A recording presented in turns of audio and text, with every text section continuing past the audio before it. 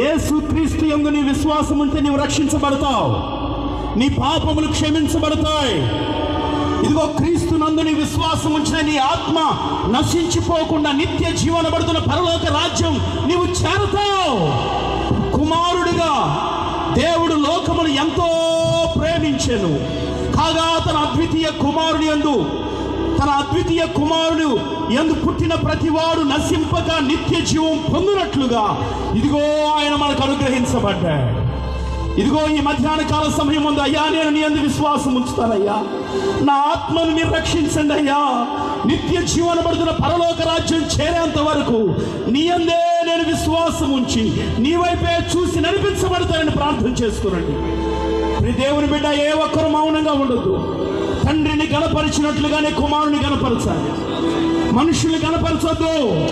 డబ్బుని కాదు, వస్తువులు కాదు, అధికారులు కాదు. యేసయ్య సర్వాధికారి. ఆయన నీవు గణపరిస్తే నిన్ను ఆయన గణపరుస్తాడు. నిన్ను ఆయన గొప్ప చేయ మొదలు పెడుతున్నాడు. పౌలు అంటున్నాడు, బ్రతుకు మూలము